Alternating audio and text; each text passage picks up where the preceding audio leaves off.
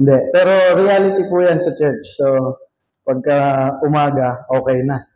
Maraming nawawala sa hapon. Kahit sa church, nasaksihan po natin yan. Kahit sa mga sa QC. Pero sana, hindi po yan yung magpatigil sa atin, no? Para maglingkod sa Panginoon. So, bibigay natin ang best natin sa Panginoon kahit na kumonti man tayo. Yan, encouragement ko po dyan sa Bulacan. Alam niyo po, may mga instances doon na noon, nung mga una-una, talagang isang pamilya lang, ilan lang kami. Isang baby, dalawang mag-asawa, isang young people, 12 years old, tsaka ako. So, pero hindi po yun yung reason ng ating pagtigil sa paglilingkod sa Panginoon. May mga ganong times talaga. Pero sana ay lahat tayo ng mananampalataya ay hindi po mapagod. Bagkus maging motivation natin ay pag-ibig sa Panginoon. No? So, at sana hindi rin isipin ng mga mananampalataya na ang mahalaga lang preaching. Okay?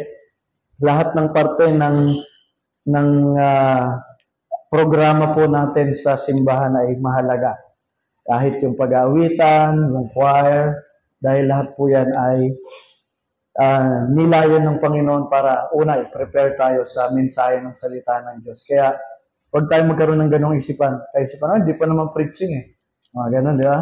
May mga ganong mga mananampalataya eh. Hindi pa naman preaching eh. Tsaka na ako, magpapalit na lang ako. Mga ganon, no? Mamaya na ako pupunta ng church. Pero, lahat po ng salik ng ating pagsamba ay mahalaga. Okay? Hindi lang ang salita ng Diyos. So, and we are worshiping the Lord. So, nung unang panahon nga, buong araw eh. Ngayon, oras lang. Di ba? Oras lang hinihingi sa atin ng Panginoon. Kaya sana maging tapat tayo. At hindi na po tayo magtatagal. Ating basahin ng ating pag-aaralan ngayong hapon na ito sa 1 Corinthians chapter number 13. So, minsan ginagamit to sa LCM, katulad nito. Pero, tingnan natin yung pinaka-konteksto po ng ng pag-aaral natin. Inaanyahan ko po lahat na magsitayo para sa pagbibigay galang sa salita ng Diyos. Basahin po natin ang 1 Corinthians chapter number 13, verses number 1 hanggang 13. Basahin po natin yung buong chapter.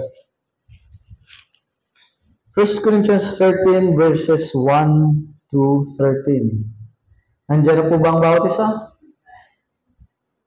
Basahin po natin ang salit-salitan. Though I speak with the tongues of men and of angels and have not charity, I am become a sounding brass or a tinkling cymbal.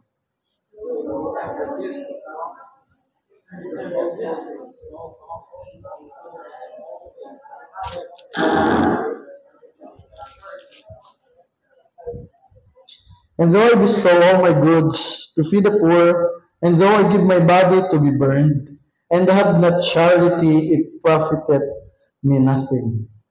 Charity suffereth long, charity envieth not, charity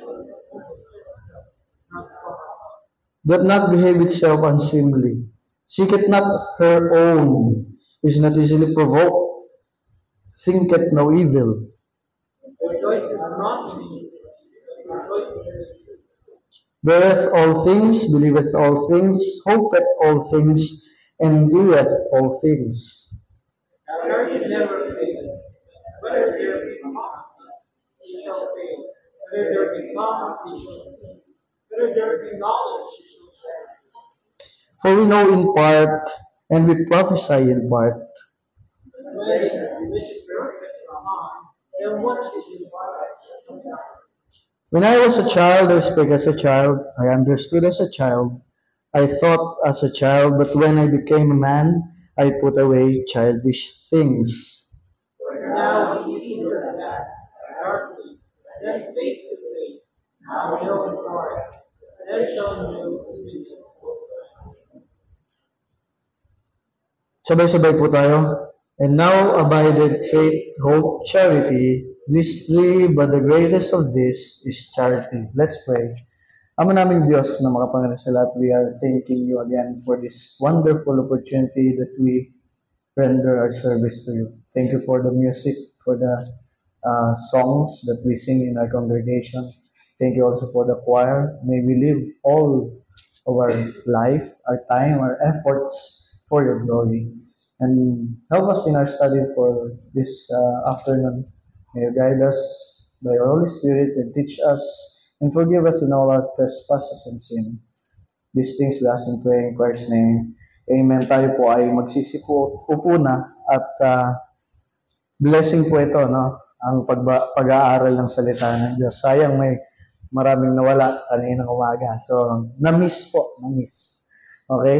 So, sana magkaroon tayo ng desire sa salita ng Diyos always. Yan po ang panalangin natin sa bawat mananampalataya.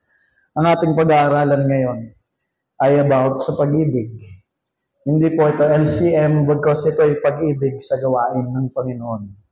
At sa mundong ating ginagalawan, kadalasan, actually, in most cases, ay ang mga tao ay kumikilos ay ayon sa pag-ibig. Okay? May mga nagtatrabaho, walang puknat ang pagtatrabaho sa kanilang pamilya dahil mahal nila ang pamilya nila. Ayaw nilang magutom ito. Diba? Even ourselves, we love ourselves. Even kahit yung mga masasamang tao, tanungin mo di ba? Bakit nagdala ako? Bakit nang-hold up? Kasi wala na No choice. And then sinasabi nila, mahal namin yung pamilya namin. But this is the kind of love na kung saan pinapakita ng mundong ito. Ngunit itong pag-ibig na ating pag-aaralan, isang pag-ibig na kung saan dakila. Pag-ibig na kung saan mas mataas sa kahit anong pag-ibig na naranasan natin sa mundong ito. Pag-ibig na kung saan nanggagaling sa Panginoon. Ito ang pag-ibig na kung saan bilang mga mananampalataya ay dapat meron din tayo. And as we serve the Lord, katulad kanina, in connection with steadfastness in our faith, ang pinakamahalagang salik ng ating pagsamba at paglilingkod sa Panginoon ay pag-ibig. Walang pag-ibig, sabi ni Apostol Pablo, walang kwenta ang mga bagay na ginagawa natin para sa Kanya. And the title of my message for this afternoon is Love That Abounds. Love That Abounds. So sa mga nagna-notes po, ayun po yung title natin, Love That Abounds. Pag-ibig na kung saan sumasagana. Ito yung pag-ibig na kung saan nanggagaling sa Panginoon na sumasagana din naman at kumikilos sa Kanyang mga mananampalataya. Bago po tayo dumako sa ilang mga puntos po ngayong hapon na ito, ay kailangan maintindihan natin what is happening here in 1 Corinthians chapter number 13. The Corinthian believers, the Corinthian church has a lot of talents, gifts, and marami silang pwedeng gawin sa ministeryo. But they lack some other things in the ministry. Well, in fact, kung makikita nyo po, babasahin nyo po yung buong kabanata ng mga nauna pa ng mga talata dito bago po tayo makarating sa chapter number 13, meron pong problema ang Corinthian church sa loob ng kanilang simbahan. Ang problema po is they have many talented and spiritual gifts ang bawat membro o kasapi ng ekleseya ng simbahang ito. But the problem is they were divided. Hindi sila united. Sila ay watak-watak. Kaya nga makikita niyo po, bago po sinabi ni Apostol Pablo sa 1 Corinthians chapter number 10, inaddress niya yung division na ito. Sabi ng iba, I am of Paul, I am of Apollos, and I am of Christ. Pero sinasabi ng salita ng Diyos, sinasabi ni Apostol Pablo sa 11 to 12, pinatunayan niya na kayo bilang isang miyembro ng isang simbahan, hindi dapat kayo watak-watak. We are one body in Christ. We are members of the same body. Tayo bilang mga mananampalataya sa ekleseyang ito, even sa iba't ibang mga ekleseya, iba't ibang man tayong local churches, we are one body in Christ. Dito po sa loob ng simbahan po ninyo, lahat po kayo ay dapat magtulungan at merong unity dapat. Hindi tayo nagpapaligsahan, hindi tayo nagpapataasan, ngunit tayo ay dapat nagkakaisa. sapagkat iisa tayo. Okay? Hindi tayo magkakalaban. Di ba? So, siguro pwede magkakaiba tayo sa views and opinions natin pagdating sa politika, pero pagdating sa spiritual na bagay, dapat tayo ay iisa. Bilang mga mananampalataya, sinasabi na Apostol Pablo, pagdating sa chapter number 13, ito na, in-address na niya, na kayo bilang mga Corinthian church, you were divided, and you must be united, and the antidote, para kayo magkaroon ng unity, ay dapat magkaroon kayo ng motivation na magmahal sa inyong ginagawang ministeryo sa loob ng simbahan. Tayo din naman mga kapatid ay inaanyayahan ng Panginoon na magkaroon ng motivasyon na umibig, na ang dapat tanging goal natin kung bakit natin ginagawa ito ay hindi dahil mahal natin ang sarili natin, kundi mahal natin ang Panginoon first and foremost. And that's the first point of our lesson for today. The motivation to love. The motivation to love. Verse number 1, though I speak with the tongues of men and of angels, and have not charity, I am becoming a sounding brass or a tinkling cymbal. And though I have the gift of prophecy and understand all mysteries and all knowledge, and though I have all faith, so that I could remove mountains and have not charity, I am nothing. Si Apostol Pablo po nagsasalita dito. Ano pong nangyari? Bakit sinabi niya yun?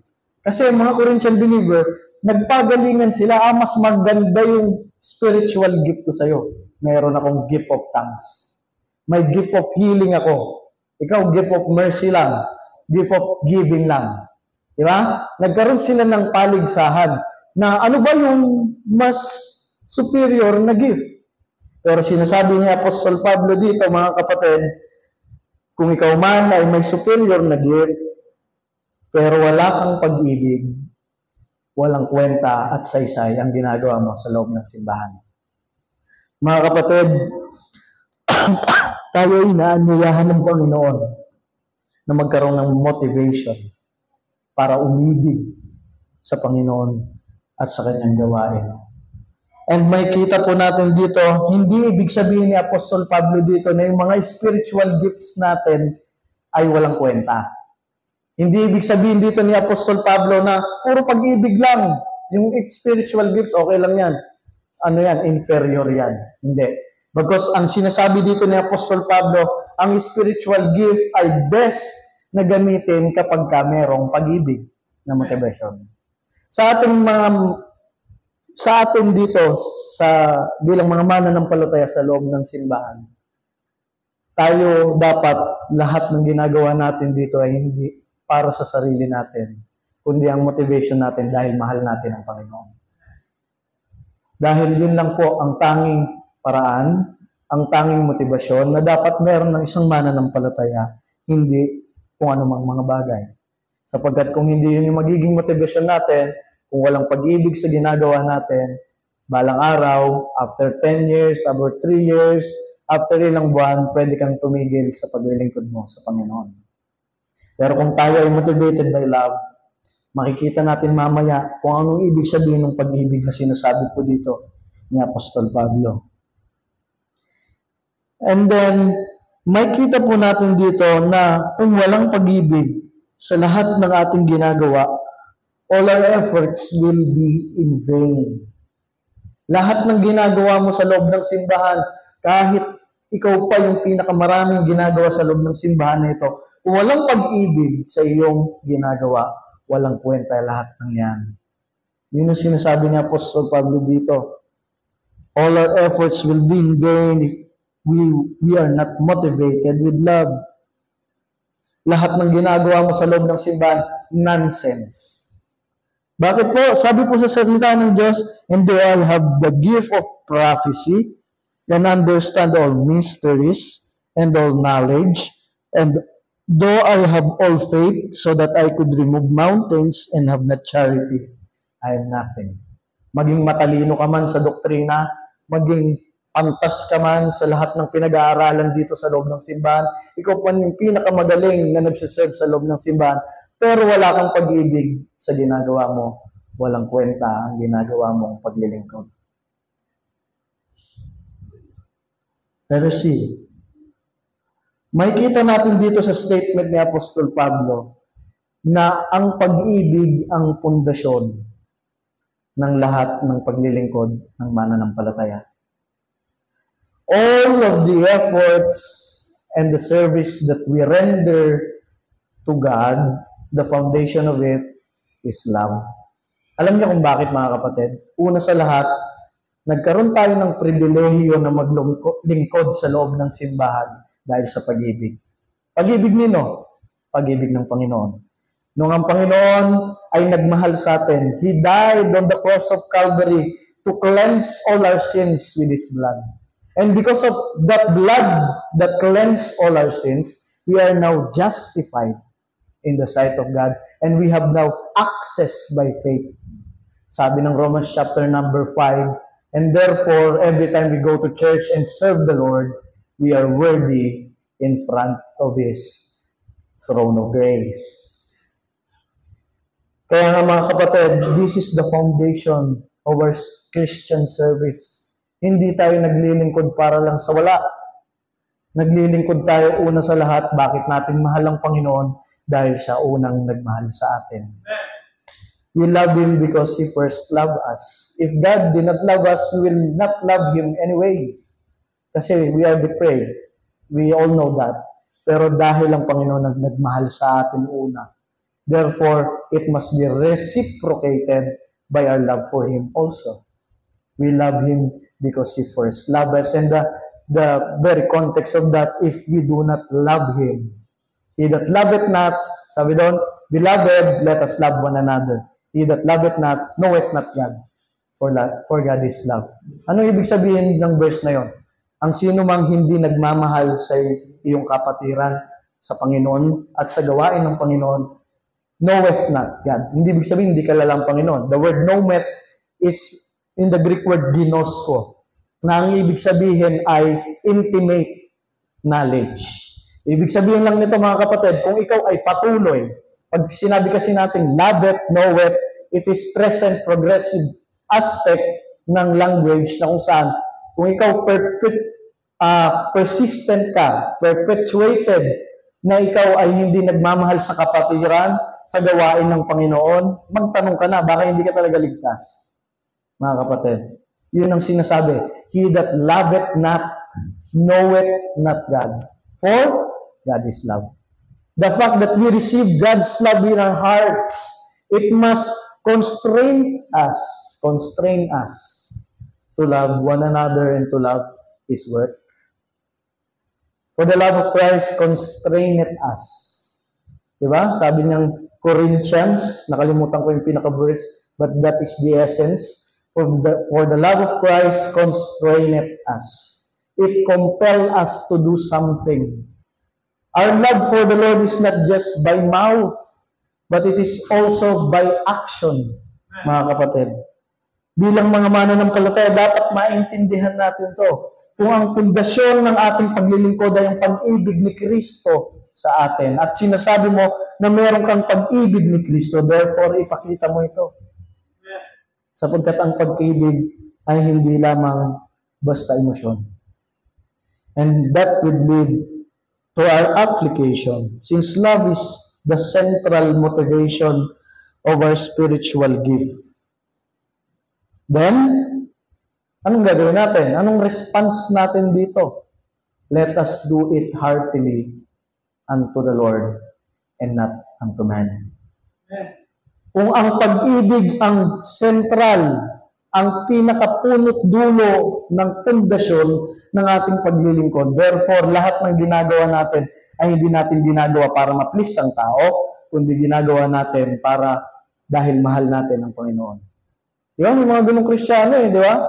Tumitigil kapag tayo hindi nabati Ano ba yan? Hindi ako nasabihan ni Pastor, ang galing-galing mo. Tagal ko na dito, 10 years ko na Tapos, hindi pa ako hindi man lang ako nabati ni Pastor na, ang galing mo, God, patuloy ka lang. May mga ganun, di ba? May kailangan pa ng affirmation, ng flattery. Gusto pa ng ganun di ba? Para magpatuloy. Pero hindi tayo naglilingkod para sa commendation ng tao. Pero tayo ay naglilingkod para sa commendation ng Panginoon. Remember what the Lord said in Matthew chapter number 7. By the way, ang context ay prayer. Pero sinasabi niya doon, kung ikaw nagbibigay ka ng alms sa mga may hirap, they have their reward. Di ba? May reward sila. Anong reward nila? Yung reward nila, nandito na sa lupa, yung applause of men.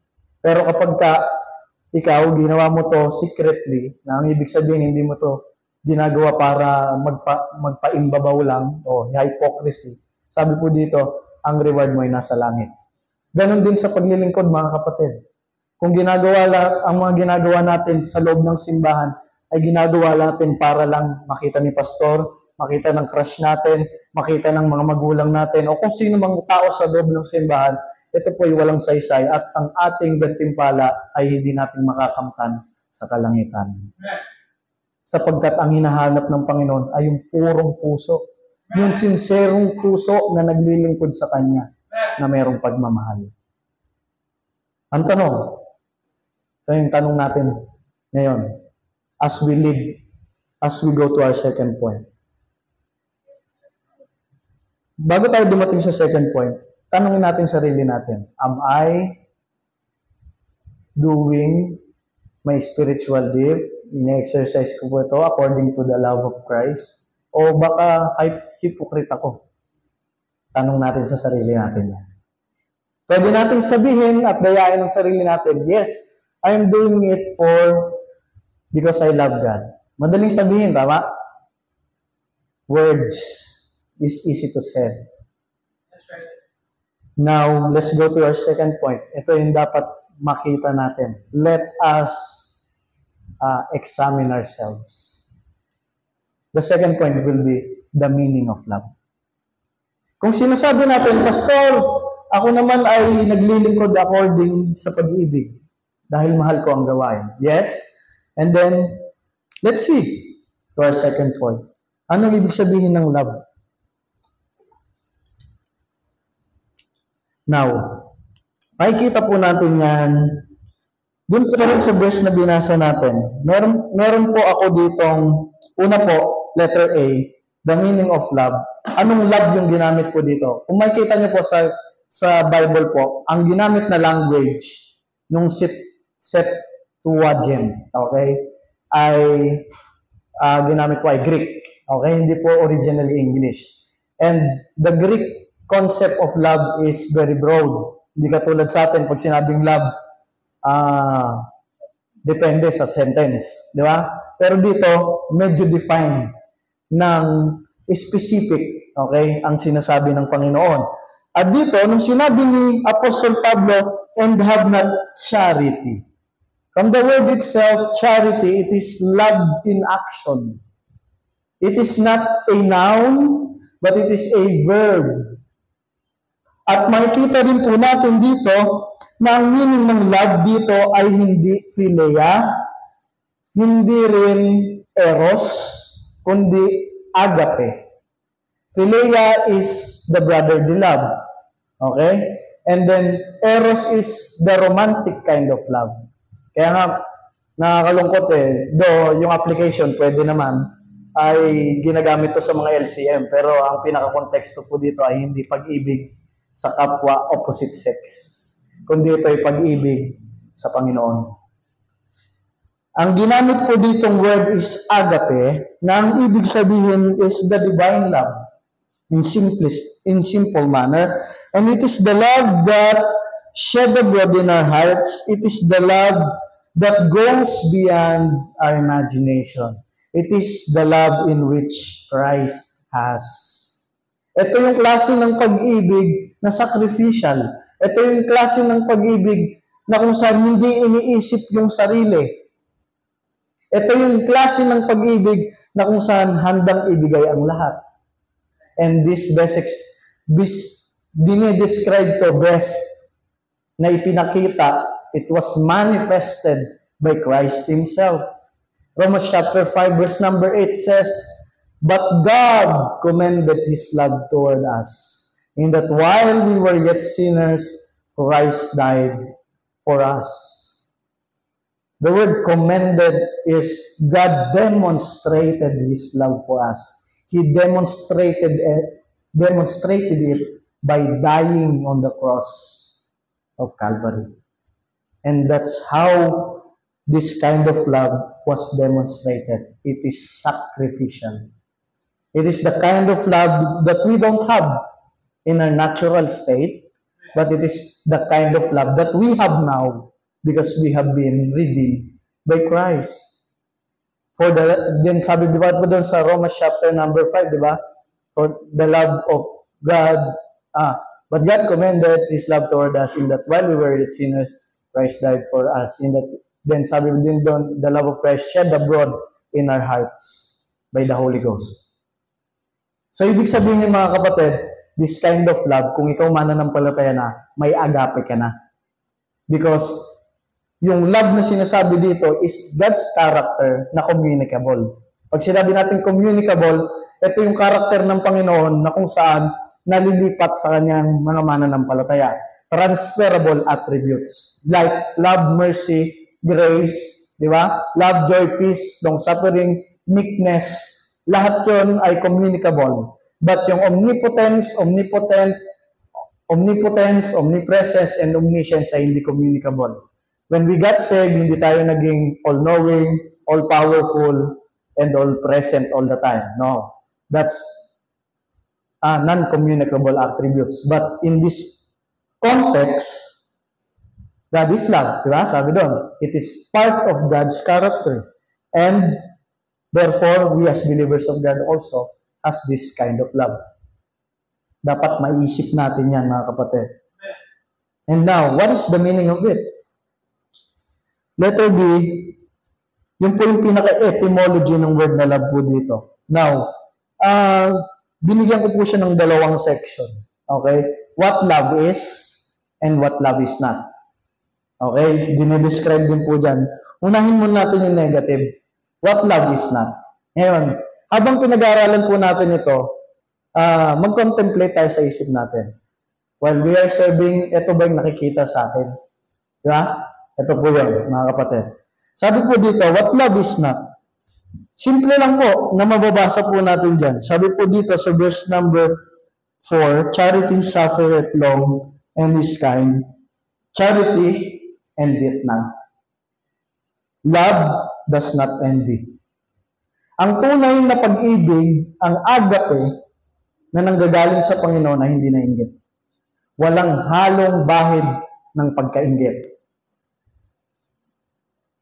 Ang pag-ibig na galing kay Kristo. In application, pwede na natin i-apply sa mga LCM. Kung ikaw, mahal mo ang isang hindi mo pa karelasyon, hindi ka dapat, tinatawag nating selos. Diba? Pero actually, that is envy. It is because the only person that has the right to get jealous is the person who has the relationship with the opposite sex. Isang explanation po nito is ang Panginoon mismo ay nagsiselos. God is a jealous God. Sabi ng Exodus chapter number 20. So therefore, jealousy is not a sin. Diba? Nagiging sin ito kapag ka-envy na. Okay? So kaya totoo yung yung pag walang label, walang karapatang magselos. Totoo yun, mga kapatid. Sapagkat ang tunay na term doon na hindi selos, inggit. Inggit, mga kapatid. So, sa konteksto ng spiritualidad, love does not envy. Ibig sabihin, mga kapatid, sa loob ng simbahan, hindi ka dapat naiinggit sa kapwa mo kapatiran. Hindi porket siya yung mas magaling sa'yo, mas pogi sa'yo, mas available sa'yo, kakainggitan mo na siya, mga kapatid. Hindi po. Sapagkat kung ikaw mismo ay nag-ooperate according to the love of Christ while serving the Lord, hindi ka dapat mainggit sa kapatiran. Hindi ka dapat mainggit sa kung sino man. O kung ikaw, maging pastor ka na, balang araw, hindi ka mainggit sa kapwa mo pastor na malaking gawain. Sapagkat hindi po ito kalooban ng Panginoon. Love does not envy. And envy is a sin. Remember Cain? Yun yung unang kasalanan niya, nainggit siya kay Abel. and it leads him to have the sin of murder. Di ba? Nainggit lang siya, pero umabot sa murder. So, ibig sabihin, mga kapatid, ang tunay na nagmamahal, ang pag-ibig na sinasabi dito ay hindi dapat naiinggit. Then, pangalawa po is, love is not puffed up. Di ba? Sabi doon sa verse number 4, charity suffereth long and is kind, charity envieth not, charity vaunteth not itself and is not puffed up. Ibig sabihin po nito, ang tunay na nagmamahal, hindi malaki ang ulo. Hindi mayabang. Hindi mataas sa sarili. Kundi siya ay humble. How many times inside the church that we became proud and arrogant to our fellow believers and even to our pastor? Sabihin natin, hindi naman ako mayabang, hindi naman ako masyado nagamit sa church. The fact that we are not surrendering our will to the Lord, the fact that we are disobeying the God-given authorities inside the church, we are exercising pride and arrogance. Ngayon, tanong natin sarili natin, ganun kaya ako? Ha? So, sabi dito, madaling sabihin, oh, I'm operating according to my love for the Lord. Now, examine natin. Ang tunay na pag-ibig, hindi ma-pride. Konting pagalit lang ni pastor eh. Brad, mambira, maling ginawa mo, ganyan. Offend na tayo. Pride. Pastor, ano ka ba? Hindi na ako magsisimba. Ang tawag doon, pride. At kapag ganoon yung ating kaisipan, we are not operating according to the love of Christ in our hearts. Pangatlo, sabi po sa verse number 5, that not behave itself unseemly. Ibig sabihin, mga kapatid, excuse me, love is not, yung tawag dito, impulsive. Love is not impulsive, but love has control. Ang tunay na pag-ibig ay may control sa emosyon, ay may control sa kaisipan, ay sober and sound mind. Ibig sabihin, mga kapatid, taliwas ito sa sinasabi ng mundo na klaseng pag-ibig, na kapag ka sabi ng mga young people, kapag ka nagmahal na parang magic, na hindi mo mapigilan ang sarili mo na umibig, na parang may kumuryente sa'yo na ewan ba. Hindi po ganun ang pag-ibig. Ang tunay na pag-ibig, may control. In application with the erotic kind of love, we, as believers of God, must have control with our emotions. Hindi yung mapusok tayo. Diba? Maraming mga Kristiyano ganun eh. Nahuhulog sa kasalanan kasi mapusok. But let us remember that this kind of love, even in the context of spiritual realities, dapat meron tayong control. Hindi tayo impulsive. Hindi tayo driven lang ng emosyon natin. Gets nyo? Parang ganito kanina. Ang ganda. Pastor, ang ganda. Bless ako sa preaching mo. Driven by emotion. Pero nasa nyo iba? Diba? Amen ng amen. Amen! Ganda. Tapos pagdating ng after ng service, ayun, umuwi. Wala na. Di na atin. Tutulog na lang. Anong tawag doon? Driven by emotion. And Christianity must not be driven by emotion. Hindi tayo yung drive sa atin, hindi tayo emotional Christianity. Hindi lang basta may emotional hype ka. Di ba? Maraming Kristiyano ganun eh. Oh, come. Surrender ako ng buhay. Pambira, after isang buwan, wala na naman sa simbahan eh. Kailangan may camp na naman ulit. O, di ba? So, ang tawag doon, emotional hype. Hindi yung tunay na pag-ibig, mga kapatid. Sapagkat ang tunay na pag-ibig, hindi lang emosyon. Ang tunay na pag-ibig, may control, nag-iisip. And then, pang-apat po, love is not selfish.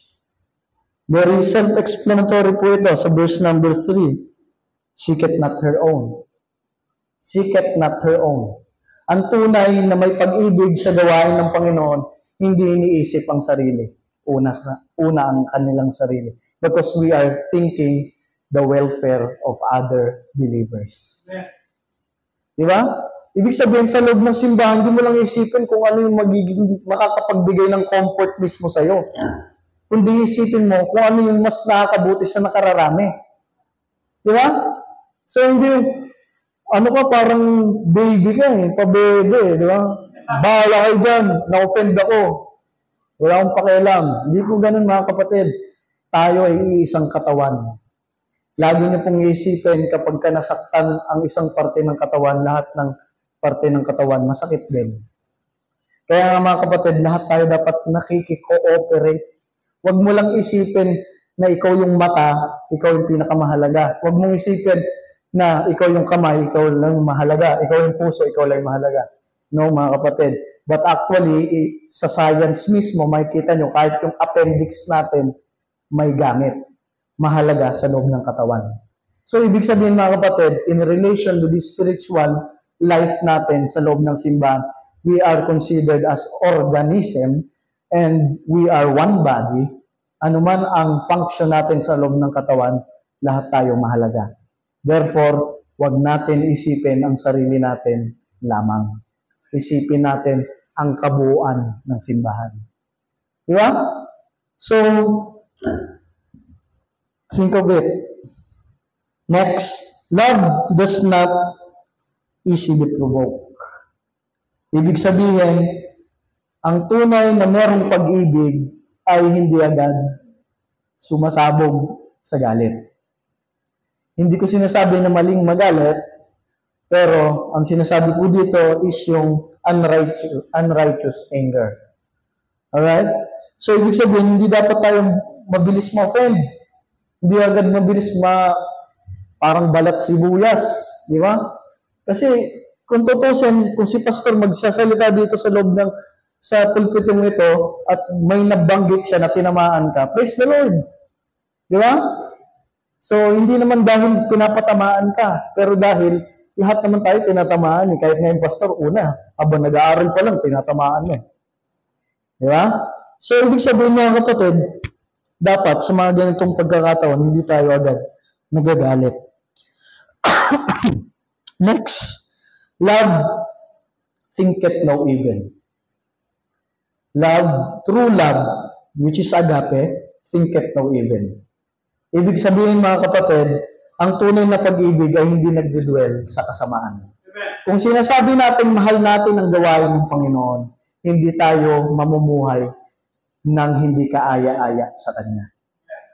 Kung sinasabi natin mahal natin ang gawain ng Panginoon, isa sa mga requirement niya ay maging tapat sa pag-attend ng Kanyang mga assembly. Therefore, kung hindi tayo umattend, we are not on the light side, but we are on the dark side. Evil din yun, di ba? Therefore, sabi ko dito, marahil hindi tayo nag-ooperate according to the love of Christ. Think it no evil, mga kapatid. At sa context ng erotic kind of love, kung sinasabi ng boyfriend mo o girlfriend mo o ng partner mo na mahal ka niya, pero gusto niyang gumawa ng kasalanan, hindi yun tunay na pagmamahal. Because true love thinketh no evil. And lastly, love does not rejoice in iniquity. Love does not rejoice in iniquity. Ibig sabihin lang nito mga kapatid, if we are seeing some evil things inside the church, hindi dapat tayo magsaya. Because dapat i-rebuke natin. At kung tayo man mismo yung cause nito, then repent, not rejoice. Kung sila, rebuke. Kung tayo, repent. Pero sinasabi ng Bible, don't rejoice. At mga kapatid, ito po ay napaka-rampant sa loob ng simbahan na kapag may nagkasala, ginagawa nating laughing stock. Pero hindi po ganun mga kapatid. Tayo dapat ang nagiging daan para ma-restore ang ating kapatiran kung talaga tayong mayroong pagmamahal na katulad ng pagmamahal ni Kristo sa buhay natin. Because Christ does not condemn sinners, even believers himself. But actually, sabi niya, kung kayo ay lalapit, I am faithful and just to forgive your sins and to cleanse you from all your unrighteousness. And let us see what love is. Anong pag-ibig? Kung itong mga bagay na ito yung hindi pag-ibig. Ito yung mga bagay na dapat hindi nakikita sa atin. Kung sinasabi natin, mahal natin ang gawain ng Panginoon. Therefore, ito naman, sa letter C is what love is. Ano naman yung tunay na pag-ibig? Yung sign na dapat, kung sinasabi natin, mahal natin ang gawain ng Panginoon. Una, napaka-easy lang po. Balik ulit tayo dun sa verse number 4. Love is patient. Charity suffereth long. Diba? Charity suffereth long. Ibig sabihin, ang tunay na merong pagmamahal sa gawain ng Panginoon ay nagtitiis. Kahit mainit, nagtitiis. Kahit walang pera, nagtitiis. Kahit may problema, nagtitiis. Connection din sa preaching kaninang umaga. Madaling sabihin na mahal natin ang gawain ng Panginoon. Pero ang tanong, nagtitiis ka ba? Marami nga, kanina, dami nakaupo dyan. Di nagtiis Di nakatiis, umuwi. So, ibig sabihin mga kapatid, ito yung gauge, okay? Para malaman natin kung talaga ba na nagmamahal tayo sa gawain ng Panginoon. And then, pangalawa po is, love is kind. Ang tunay na may pag-ibig ng Panginoon sa Kristo ay may kabaitan. Di ba? Hindi masama ang ugali sa loob ng simbahan. Kundi dapat tayo ay nakakakitaan ng kapita-pitagang kabaitan. Then, third, love believeth all things. Ano ibig sabihin ni Apostol Pablo dito? Ibig sabihin ba dito, ang pag-ibig parang bulag na paniwalaan natin kahit ano? Hindi ibig sabihin yun. Ang ibig sabihin po dito ni Apostol Pablo, ang tunay na nagmamahal ay may tiwala. Believe it all things. In the context of Christianity and spiritual realities, ang ibig sabihin po ng believe it all things dito bilang mga mananampalataya, no matter what is happening in our lives, anumang circumstances ang pinagdadaanan natin while we are serving the Lord, we are just trusting Him all the ways that He wants us to accomplish. Bilang mga mananampalataya, ang tanong, nagtitiwala ka ba sa Panginoon? Ang pag-ibig at pagtitiwala ay hindi pwedeng paghiwalayan. Kung mahal mo ang isang tao, ang asawa mo, di ba? Ang asawa natin, may mga asawa po kayo dyan. So, kung mahal nyo ang asawa nyo, may tiwala ka sa kanya. Ganon din sa gawain ng Panginoon. Kung mahal natin at sinasabi natin mahal natin ang Panginoon, mahal natin ang gawain ng Panginoon, kapag may problema tayo, hindi dapat ito nagpapatigil sa ating paglilingkod. Bagkus magtiwala tayo sa Panginoon na kayang resolbahin ang ating mga problema. And then, next is, love hopeth all things. Love hopeth all things. Ang tunay na pag-ibig, umaasa. Kaso, pastor, paasa siya. Hindi, joke lang. So, hindi po yung context. Ang context ay, pag-ibig sa gawain ng Panginoon. Okay? So, ibig sabihin lang po nito, sa madaling salita, mga kapatid, tayo bilang mga mananampalataya, kaya tayo nagpapatuloy sa gawain ng Panginoon, anumang hirap. Kaya tayo nagpapakita ng pag-ibig sa gawain ng Panginoon, anumang hirap ng landasin natin, sapagkat inaasahan natin yung Diyos mismo. Ang ating pag-asa ay wala sa tao. Ang ating pag-asa ay wala sa simbahang ito mismo. Ang ating pag-asa ay wala sa pera, wala sa kalusugan, wala din naman sa ating sarili. Kundi ang ating pag-asa ay matatagpuan lamang sa Panginoon mismo.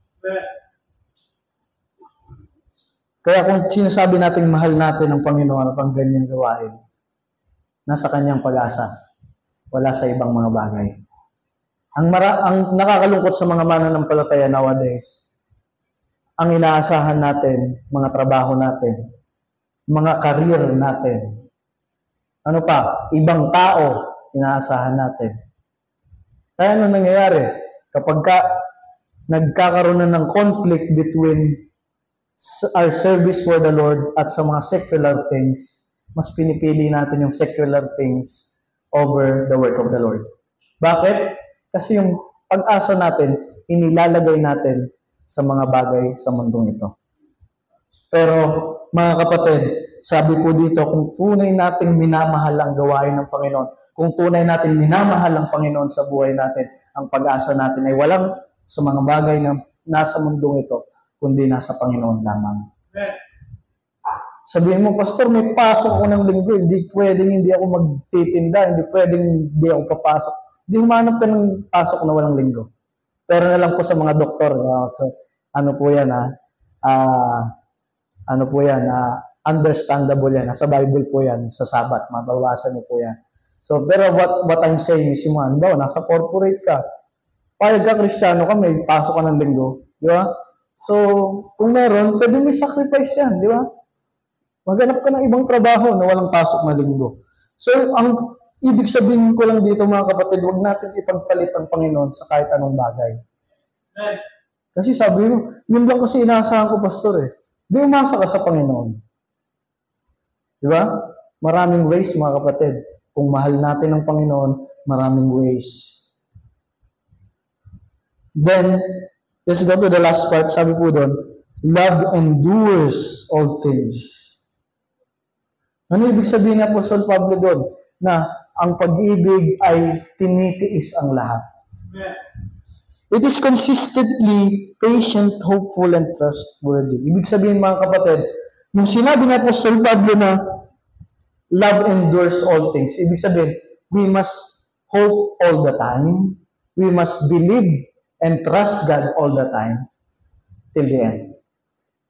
Kasi maraming mga mananampalataya sa una lang magaling eh. Ningas kugon, di ba?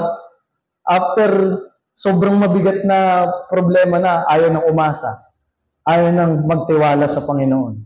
Pero sinasabi dito ng salita ng Diyos, habang tayo umaasa, habang tayo nagtitiwala sa Panginoon, may mga times sa buhay natin na masusubukin niya tayo.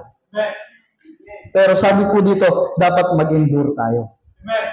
Sinasabi din niya ng James, di ba? And faith worketh patience.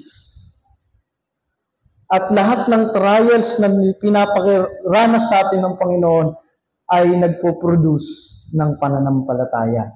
Kung tayo, pinapanalangin natin, Lord, gusto kong lumago. Bahagi ng paglago natin ay mag-go through sa mga trials in life. Therefore, let us endure all things. Huwag ka lang aasa ngayon lang. Huwag ka lang magtitiwala ngayon lang. Magtiwala tayo sa lahat ng pagkakataon. Since we know the meaning of love ngayon, as we evaluate ourselves, ang tanungin natin sarili natin, am I operating according to Christ's love? O baka akala ko lang? Let us remember, the heart is deceitful above all things. Baka emotional hype lang yung nararamdaman ko. Hindi naman talaga volitional na katulad ng sinasaad ng salita ng Diyos.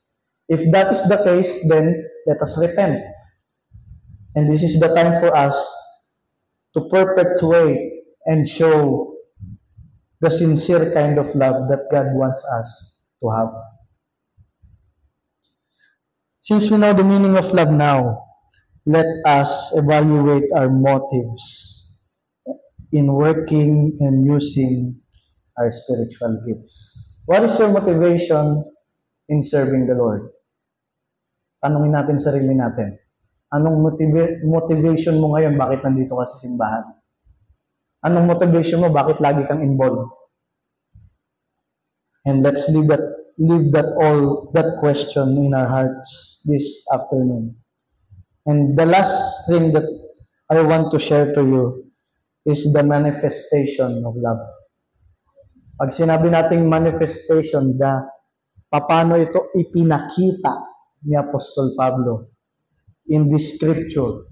Paano niya inihayag ito? At napakaganda nito mga kapatid. Makikita po natin dito sa last verse po natin simulan. Sabi po dito, now abideth hope, faith, hope, charity. These three, but the greatest of this is charity. Now, makikita po natin dito, pinakita ni Apostol Pablo that love is superior above three Christian virtues. Faith, hope, and love, but the greatest of this is charity. So, ibig sabihin lang nito, love is superior. Siya ang pinakamataas na antas ng Christian virtue na sinasaad dito sa chapter number 13. In fact, love is eternal. Ang ating pananampalataya, magtatapos yan. Diba? Katulad ng sinabi ko kanina, Christ is the author and the finisher of our faith. The moment that when we see Christ face to face, wala nang pananampalataya. Kasi faith is a substance of things hoped for, the evidence of things not seen. But the moment that we see Christ face to face, yung faith ay wala na sa atin. Ibig sabihin, it is no longer with us. Kasi yung pinanampalataya na natin, nakita na natin ng harap-harapan. And hope also is not eternal. Yung inaasahan natin, looking for that blessed hope and the glorious appearing of our Lord and great God and Savior, Jesus Christ. So, ibig sabihin mga kapatid, na ang pag-asa din natin ay hindi magtatagal ng pangwalang hanggan. Kundi ang pag-asa natin ay magtatapos din when we see Christ face to face. When we see Him in the clouds after the rapture, di ba? Pag nag-rapture na, makikita na natin siya. Yun yung inaasahan natin. Then, hope will no longer be in existence in Christian life. Pero yung love, eternal. Una sa lahat, dahil kalikasan siya ng Panginoon. God is love. And God is eternal, therefore love is eternal as well. But hindi pag-ibig ang Diyos, hindi pwedeng balik na rin, love is God. No. So, hindi po Diyos ang pag-ibig. Okay? So, pero God is love.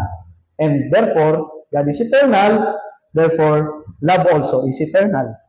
Even in heaven, mga kapatid, alam niyo ba na every day sa kalangitan, in eternity, love will be manifested. Sinabi ni Apostol Pablo na makikita natin sa verse number 8. So, paliwanag po natin ito verse by verse. Verse number 8, sabi po dito, charity never faileth. But whether there be prophecies, they shall fail. Whether there be tongues, they shall cease. Whether there be knowledge, it shall vanish away. Anong ibig sabihin nito mga kapatid? Ang pag-ibig ay hindi nag-fail. Ibig sabihin, ito ay pang-eternity. But yung prophecies, gift of prophecy, mawawala. Gift of tongues, mawawala din. Kaya hindi tayo naniniwala na nagpa-perpet pa ang gift of tongues. So, cessationist po tayo. And then sabi daw, they shall cease. Whether there be knowledge, it shall vanish away. Lahat ng nabanggit sa baba, pero sa pag-ibig, mawawala. Pero ang pag-ibig mismo, hindi siya mag-fail. Yun ang ibig sabihin po dyan. And then sabi po dito, verse number 9, for we know in part. And we prophesy in part. Anong ibig sabihin ni Paul dito? Dinedescribe niya yung pag-ibig. Minamanifest niya yung pag-ibig. Ito yung pag-ibig. Pero sinasabi niya, glimpse lang ito. Lahat ng nakasulat sa Biblia patungkol sa pag-ibig ng Diyos, even the Christ Himself, nakikita natin yan as a glimpse of what the reality is. When we see Christ in heaven, mas lalo natin ma-appreciate yung pagmamahal na ipinakita niya sa atin. Kapag nakasama na natin siya sa eternity, naniniwala ko every day of our lives, discover tayo ng something na mamamangha tayo kung paano tayo minahal ng Diyos. Yun yung sinasabi niya dun eh. For we know in part. Glimpse lang to. Parte lang to ng description ng pag-ibig na ipinakita ng Diyos. Then sabi po dito, but when that which is perfect. Diba? Sabi niya, pero kung ito'y mag-manifest na in perfection is come, then that which is in part shall be done away. When I was a child, I speak as a child, I understood as a child, I thought as a child, but when I became a man, I put away childish things. Ibig sabihin ni Apostol Pablo dito na ang pag-ibig ay nagmamature. Hindi siya childish.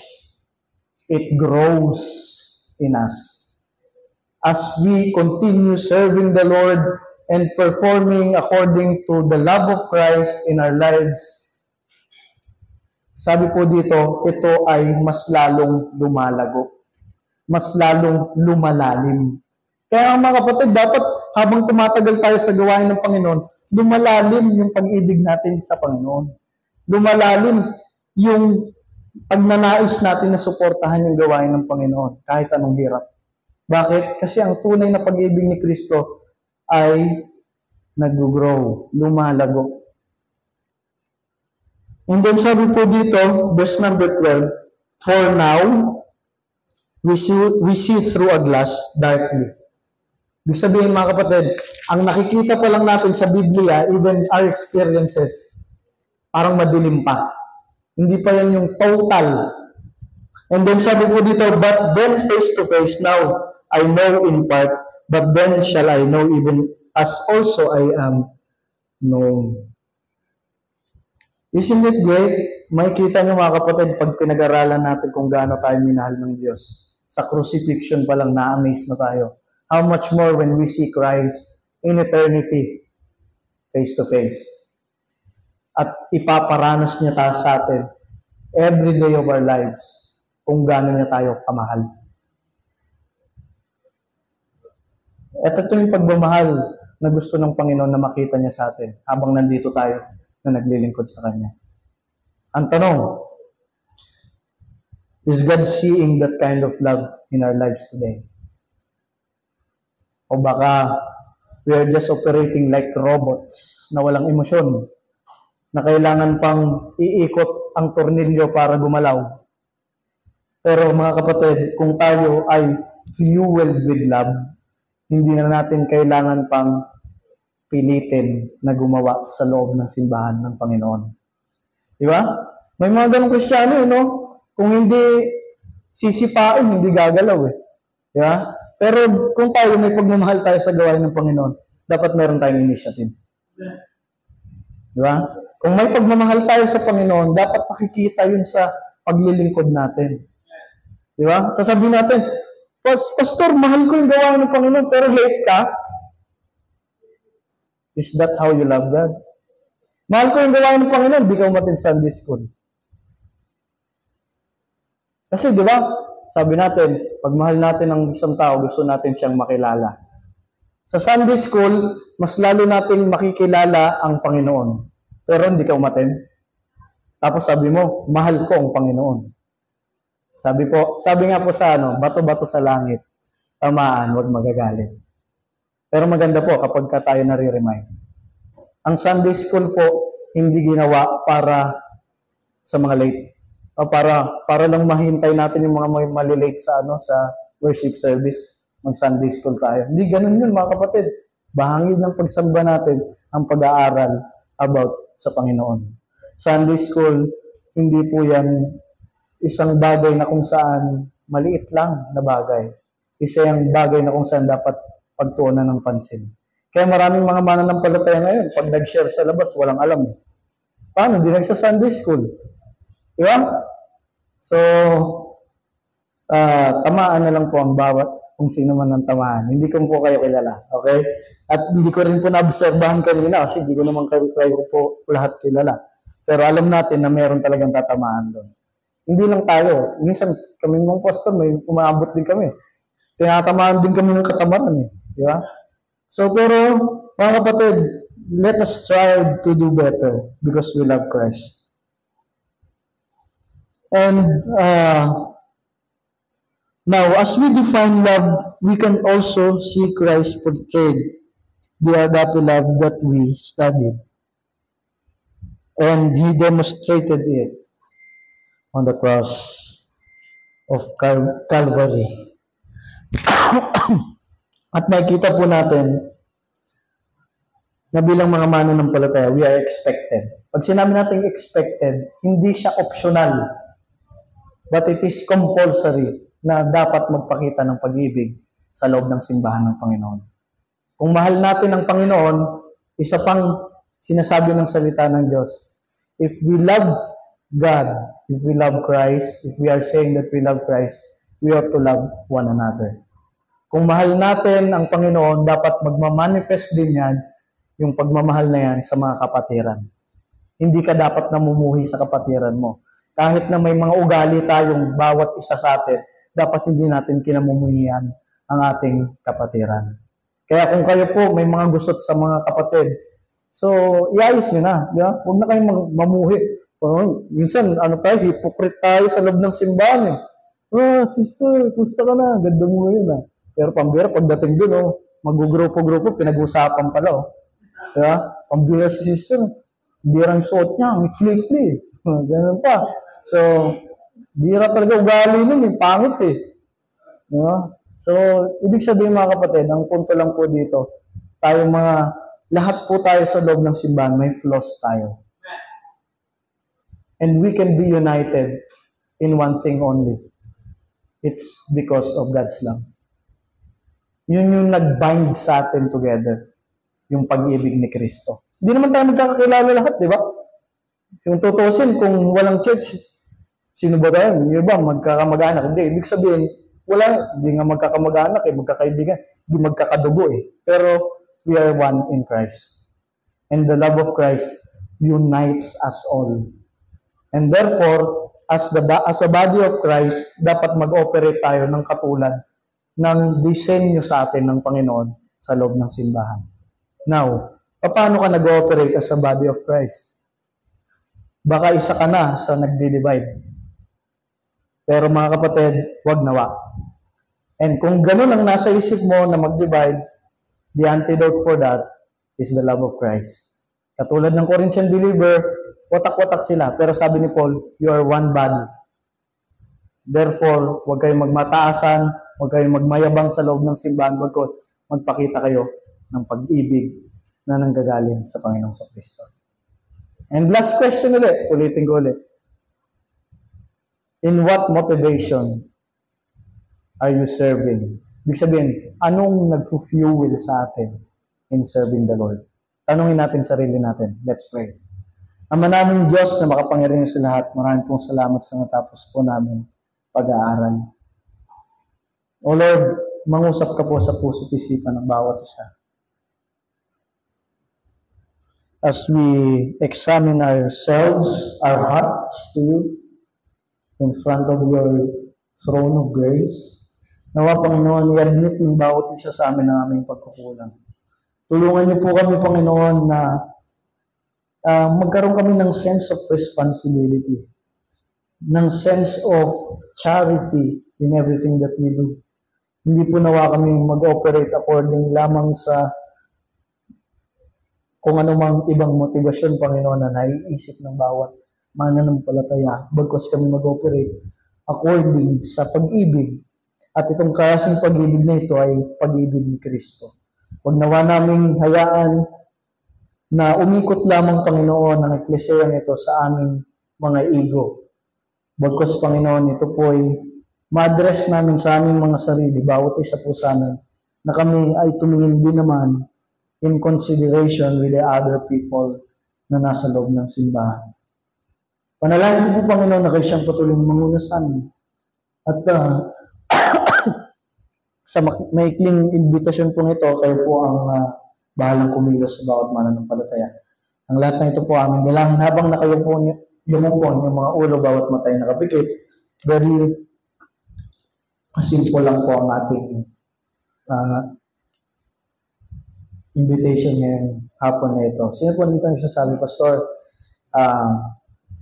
I am committing myself and I'm praying to the Lord that sana sa lahat ng ginagawa ko ay motivated by love. Meron po bang magtataas ng kanyang kamay? Amen? God bless you po. God bless you po. God bless you po. And if that is your response for this afternoon, why not pray to the Lord while we are praying? Manalangin ka sa Panginoon, hindi lamang with emotional hype, but it is actually your sincerity para sa Panginoon na mag-perform well according to what God has intended to us to do, for us to do. At habang ako po ay nananalangin ng closing prayer, manalangin ka po. Kung ikaw nasa kaupuan mo, so humingi po tayo ng tawad sa Panginoon every time that we serve here in our church pero hindi motivated by love, it is a sin against Him. So, as we pray, so mag-pray po tayo, nasa sa inyo po yan. So, wala po itong pilitan. Evaluate lang po yung sarili natin. So, let's continue in prayer. Ama namin Diyos na makamdaring sa lahat. Thank you, Lord, for the opportunity na binigay niyo, Panginoon, sa inyong manggagawa. Thank you, Lord, dahil ako'y ginamit niyo as instrument only in proclaiming the gospel of the Lord and the message of salvation, the message of the cross, the message of love, Panginoon. Nawa, tulungan niyo pong bawat isa po sa amin. That as we render our service to you, it must be motivated by the love that is sacrificial, the love that is not selfish, the love that is does not rejoice in iniquity, the love in which Christ has, the agape love or the divine love that you imparted unto us. O Diyos, tulungan niyo pong Eklesiya nito, Panginoon, na magpatuloy sa inyo. Huwag niyo pong hayaan sila po ay magkawatak-watak. Bagkus, Panginoon, sila po inyong i-bind according to your love. Not like the Corinthian believer na sila ay naging watak-watak para magpagalingan sa kanilang mga spiritual gift.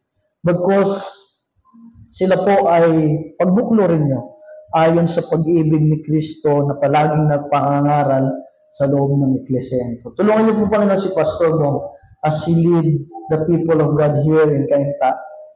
Give him knowledge and wisdom, and may the love of Christ also motivate him to continue in the work of the Lord, pastoring this church. Panginoon, patawarin niyo po kami sa mga pagkakataon na hindi po kami sumusunod sa inyong kalooban. Tulungan niyo po ang bawat isa po sa amin na magkaroon ng dedikasyon sa paglilingkod sa inyo. Ang lahat ng ito po, Panginoon, namin panalangin sa pangalan ng Panginoong Hesus na aming Diyos sa tagapagligtas. Amen. Amen.